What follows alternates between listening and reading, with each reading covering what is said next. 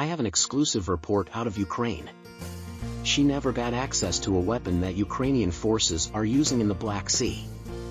They're sea drones, remote-controlled, extremely effective. That's video of one of them ramming a Russian ship.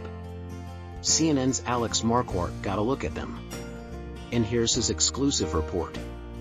They are no longer working at a secret makeshift Ukrainian military base. One of the newest pieces of Ukraine's arsenal is lowered into the water. More is out into the open water under the control of this pilot who asked, "Don't show his face." Callsign Shark. This is Ukraine's latest sea or surface drone designed to attack Russia in the Black Sea. They've never been shown to the public before. This model is armed with 300 kilograms or almost 700 pounds of explosives and can hit a target 800 kilometers, 500 miles away. They're very easy to control.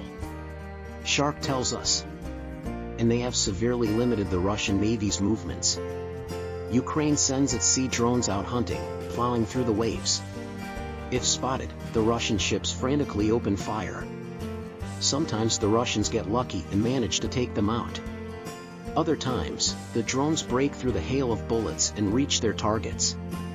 Last October, Ukrainian sea drones carried out a stunning attack on the home port of the Russian Black Sea Fleet in Russian-occupied Crimea, targeting the flagship, the Admiral Makarov. This drone can attack, carry out surveillance and reconnaissance, among other operations. It is entirely Ukrainian designed and produced according to its developer, who also asked for anonymity for security reasons. How effective are the Russian defenses against these drones? Not effective. The equipment they have on their ships is designed to attack other ships. They can't hit such small drones. These are faster than anything else in the Black Sea. A stunning pre-dawn attack last week on Russia's Kerch Bridge shows the havoc they can wreak. The bridge, which is a vital supply line from Russia to Crimea, was hit by 2 drones and left heavily damaged. In response, Russia said they launched days of intense strikes on seaside Odessa, alleging that the Ukrainian port city houses the sea drones. Russia's equipment is from the 20th century and ours is from the 21st. There are 100 years between us, Alex. Incredible reporting. Do you know how many of these drones they have, and are they able to make a lot of them? They won't put a number on those, Anderson.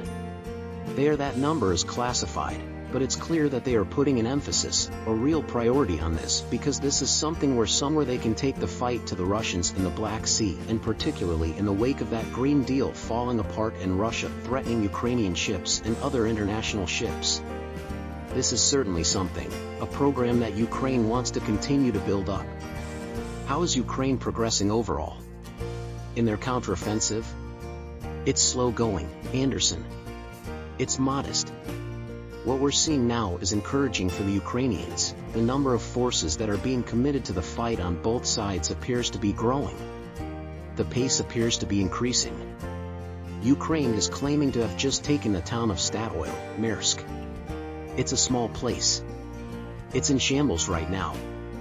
But it's important because it's the first town that they've taken in several weeks, and let's remind our viewers, Anderson, the goal here by the Ukrainians on the southern front is to try to split the Ukrainian for the Russian forces in the south.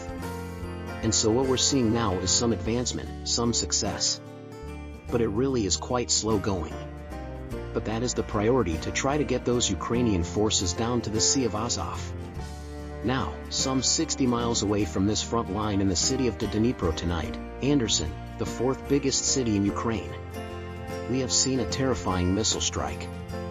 A President Zelensky and other Ukrainian officials saying that missiles struck a high-rise residential building, as well as the building that houses the SBU, which is the security services. 2 missiles, according to eyewitnesses, slammed into those buildings. We were in that city just 2 weeks ago. We spoke with an eyewitness tonight who said it was very scary, that people were screaming. They were running for the basement. She said that she was staying at her office tonight so that she had access to a basement in case there's another attack at the same time, Anderson. Russia is accusing Ukraine of firing missiles into southern Russia. They say that they were able to take down the missiles with air defenses, but the debris from at least one of the missiles fell onto a city called Tug on Rug. and a number of people were injured. So here you have both Ukraine and Russia, both sides tonight, Anderson, accusing each other of raining terror down on their citizens. Alexander, appreciate it.